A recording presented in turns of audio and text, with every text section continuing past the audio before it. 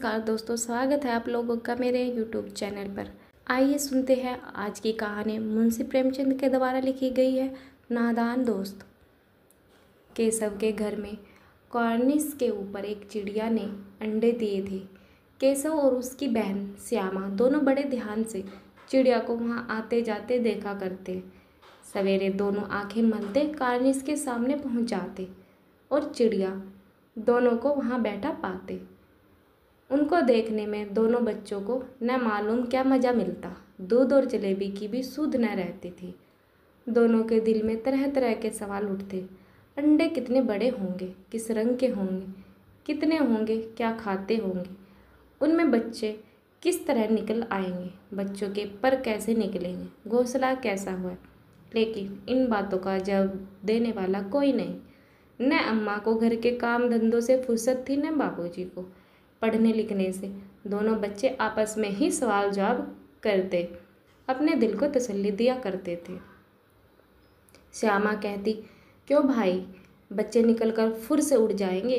केशव विद्वानों जैसे गर्व से कहता, नहीं रे पगली, पहले पर निकलेंगे, बगैर पैरों के बेचारे कैसे उड़ेंगे। श्यामा, बच्चों को क्या खिलाएंगे बेचारी। केशव इस पेचीदा सवाल का जवाब कुछ न दे सकता था।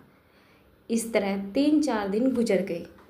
दोनों बच्चों की जिज्ञासा दिन पर दिन बढ़ती जाती थी। अंडों को देखने के लिए वह अधीर हो उठते। उन्होंने अनुमान लगाया कि अब बच्चे जरूर निकल आएंगे।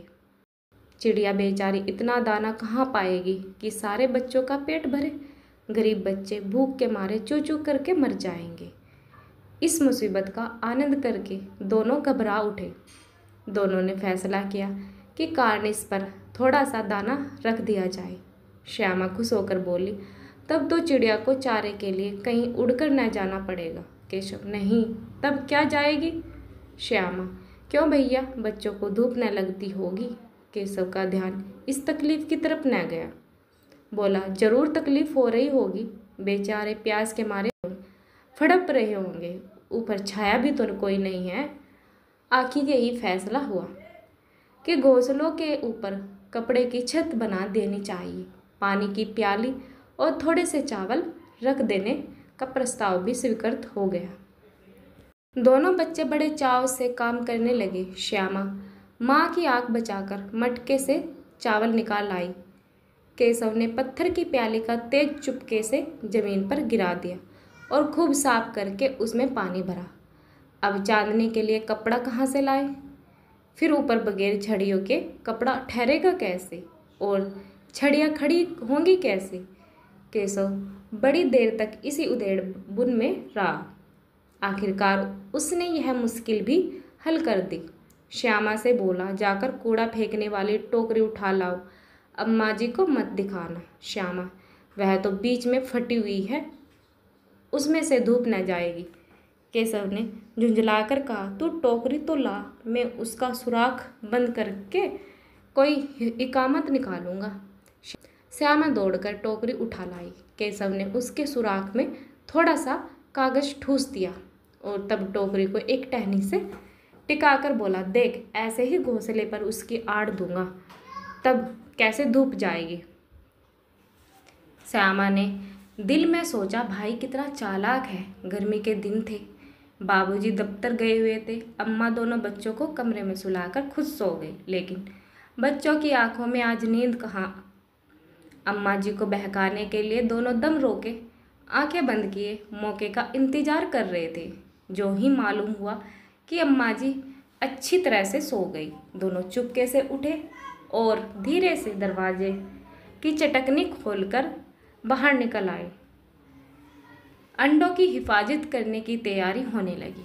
केशव कमरे में से एक स्टूल उठा लाया, लेकिन जब उससे काम न चला तो नहाने की चौकी लाकर स्टूल के नीचे रख दी और डरते डरते स्टूल पर चढ़ा। श्यामा दोनों हाथों से स्टूल पकड़े हुए थी। स्टूल को चारों टांगे बराबर न होने के कारण जिस तरफ दबाव पड़ता, जरा सा हिल जाता तो उस वक्त केशव को कितनी तकलीफ उठानी पड़ती थी, यह उसी का दिल जानता था। दोनों हाथों से कॉर्निस पकड़ लेता और श्यामा को दबी आवाज़ से डांट, अच्छी तरह पकड़ वरना उतर कर बहुत मारूंगा। मगर बेचारी श्यामा का दिल तो ऊपर कार्निस पर था। बार बार उसका ध्यान उधर चला जाता, हाथ ढीले पड़ जाते। केशव ने जो ही कार्निस पर हाथ रखा, दोनों चिड़िया उड़ गई।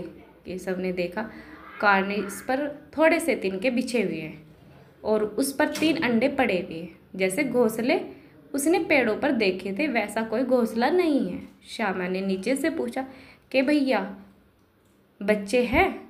केशव 3 अंडे हैं, अभी बच्चे नहीं निकले। श्यामा जरा हमें दिखा दो भैया कितने बड़े हैं। केशव दिखा दूंगा, पहले जरा चिथड़ा ले आ, नीचे बिछा दूं। बेचारे अंडे तिनकों पर पड़े हैं। श्यामा दौड़कर अपनी पुरानी धोती फाड़कर एक टुकड़ा लाई।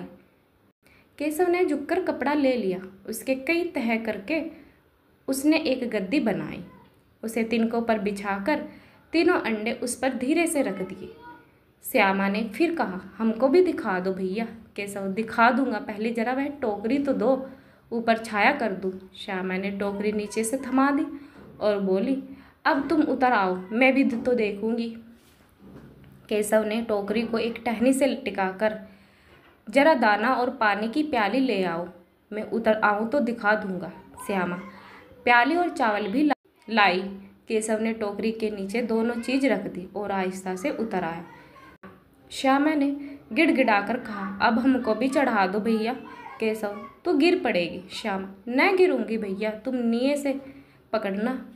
केशव न भैया, कहीं तू गिरा पड़ी तो अम्मा मेरी चटनी बना देगी, कहेगी कि तूने ही चढ़ाया था। क्या करेगी देखकर, अब अंडे बड़े आराम से है, जब बच्चे निकलेंगे तो उनको पालेंगे। दोनों चिड़िया बार बार कार्निस पर आती थी, बगैर बैठे ही उड़ जाती। केशव ने सोचा हम लोगों के डर के मारे नहीं बैठती। स्टूल उठाकर कमरे में रखाया, चौकी जहाँ की थी वहाँ रख दी। श्यामा ने आंखों में आंसू भरकर कहा तुमने मुझे नहीं दिखाया, मैं अम्मा जी से कह दूंगी। केशव अम्मा जी से कहेगी तो बहुत मारूंगा, कह देता हूँ। श्यामा तो तुमने मुझे दिखाए क्यों नहीं? केशव और गिर पड़ती तो 4 सर न हो जाते। श्यामा ओ जाते जाते देख लेना, मैं कह दूंगी। इतने में कोठरी का दरवाज़ा खुला और माँ ने धूप से आंखें बचाते हुए तुम दोनों बाहर कब निकल आए? लेकिन श्यामा ने माँ से यह बात नहीं कही, उसे डर लगा कि भैया पिट जाएगा। केशव दिल में काँप रहा था कि कहीं श्यामा कह न दे। अंडे न दिखाए थे, इससे अब उसको श्यामा पर विश्वास न था। श्यामा सिर्फ मोहब्बत के मारे चुप थी। इस कसूर में हिस्सेदार होने की वजह से इसका फैसला नहीं किया जा सकता। शायद दोनों ही बातें थी। माँ ने दोनों को डांट डपट कर फिर कमरे में बंद कर दिया और आप धीरे धीरे उन्हें पंखा झेलने लगी। अभी 2 बजे थे, बाहर तेज लू चल रही थी। अब दोनों बच्चों को नींद आ गई। 4 बजे यकायक श्यामा की नींद खुली। किवाड़ खुले हुए थे। वह दौड़ी हुई कार्निस के पास आई, ऊपर की तरफ ताकने लगी। टोकरी का पता न था, संयोग से उसकी नज़र नीचे गई। वह उल्टे पांव दौड़ी हुई कमरे में जाकर जोर से बोले भैया अंडे तो नीचे पड़े हैं, बच्चे उड़ गए। केशव घबरा उठा और दौड़ा हुआ बाहर आया तो क्या देखा कि तीनों अंडे नीचे टूटे पड़े। पानी की प्याली भी एक तरफ टूटी पड़ी है। उसके चेहरे का रंग उड़ गया। सहमी हुई आंखों से जमीन की तरफ देखने लगा। श्यामा ने पूछा बच्चे कहाँ उड़ गए भैया? केशव ने करुण स्वर में कहा अंडे तो फूट गए और बच्चे कहाँ गए? तेरे सर में, देखती नहीं अंडों से उजला उजला पानी निकल आया, वही 2-4 दिन में बच्चे बन जाते। माँ ने सोटी हाथ में ले पूछा तुम दोनों वहाँ धूप में क्या कर रहे हो? श्यामा ने कहा अम्मा जी चिड़िया के अंडे टूट पड़े हैं। माँ ने आकर टूटे हुए अंडों को देखा और गुस्से से बोली तुम लोगों ने अंडों को छुआ होगा। अब तो श्यामा को भैया पर जरा भी तरस न आया। उसी ने शायद अंडों को इस तरह रख दिया कि वह नीचे गिर पड़े। इसकी उसे सजा मिलनी चाहिए। बोली इन्होंने अंडों को छेड़ा था अम्मा जी। माँ ने केशव से पूछा क्यों रे? केशव भीगी बिल्ली बंद खड़ा रहा। माँ तू वहाँ पहुँचा कैसे? श्याम चौके पर स्टूल रखकर चढ़े अम्मा जी। केशव तू स्टूल थामे नहीं खड़ी थी। श्याम तुम्हें तो कहा था। माँ तू इतना बड़ा हुआ, तुझे अभी भी नहीं मालूम कि छूने से चिड़िया के अंडे गंदे हो जाते हैं, चिड़िया फिर इन्हें नहीं सहती। श्यामा ने डरते डरते पूछा तो क्या चिड़िया ने अंडा गिरा दिया है अम्मा जी? माँ और करती क्या? केशव के सिर इसका पाप पड़ेगा। हाय हाय जाने ले दुष्ट रे। केशव रोनी सूरत बनाकर बोला, मैंने तो सिर्फ अंडों को गद्दी पर रख दिया था अम्मा जी। माँ को हंसी आ गई, मगर केशव को कई दिनों तक अपनी गलती पर अफसोस होता रहा। अंडों की हिफाजत करने के जोश में उसने उनका सत्यानाश कर डाला।